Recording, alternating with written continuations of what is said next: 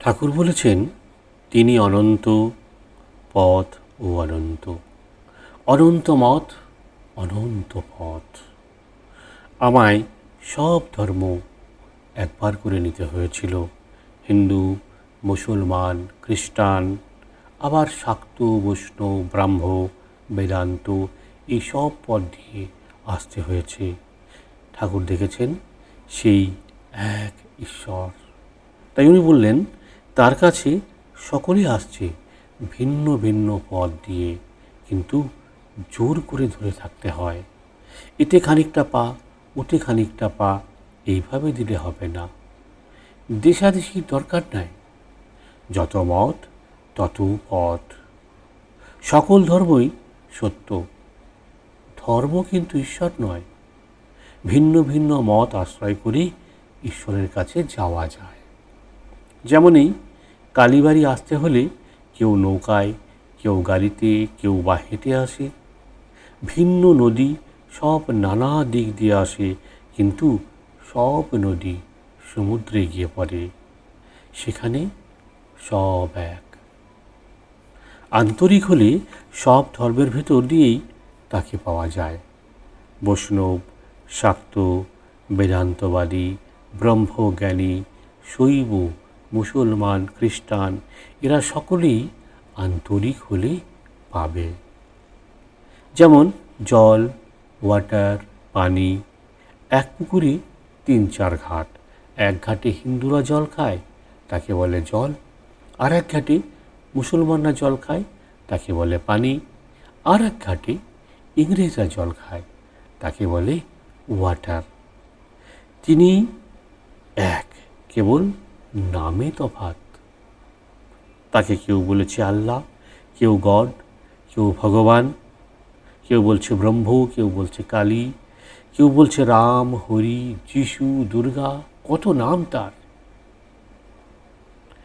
ধর্ম নিয়ে দলাদলি, মতান্তর, ঝগড়া, লাঠালাঠি, মারামারি, কাটাকাটি, এসব ভালো নয়।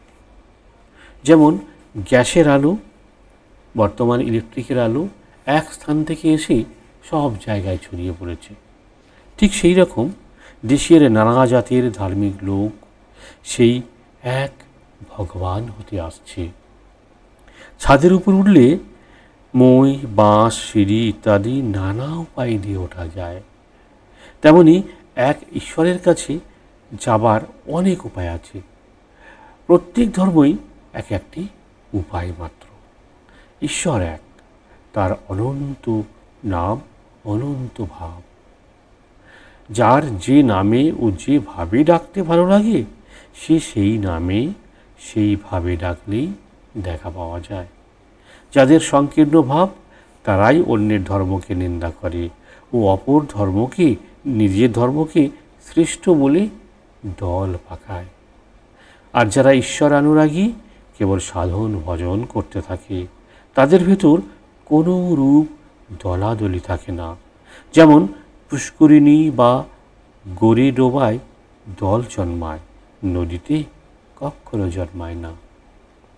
ভগবান এক, সাধক ও ভক্তেরা ভিন্ন ভিন্নভাবে ও রুচি অনুসারে তার উপাসনা করে থাকে। এক মায়ের 5 ছেলে। বাড়িতে মাছ এসেছে। মা মাছের নানা রকম ব্যঞ্জন বানিয়েছে, যার যা পেটে সয়। কারোর জন্য মাছের পোলোয়া, কারোর জন্য মাছের অম্বল, মাছের চচ্চড়ি, মাছ ভাজা, এইসব করেছেন। যেটি যার ভালো লাগে, যেটি যার পেটে সয়, বুঝলে? আমরা এতক্ষণ শুনলাম ঠাকুর শ্রীরামকৃষ্ণের অমূল্য বাণী।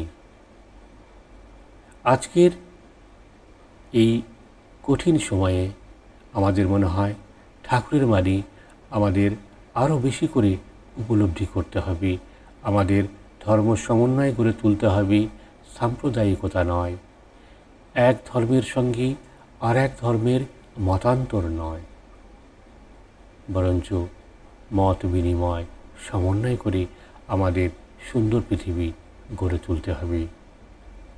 এই আশা নিয়ে আবার আমরা আগামী পর্বে আপনাদের সম্মুখে উপস্থিত হব। ওং স্থাপকায় চ ধর্মস্য সর্বধর্মস্বরূপিণে অবতার বরিষ্ঠায় রামকৃষ্ণায় তে নমো নমঃ।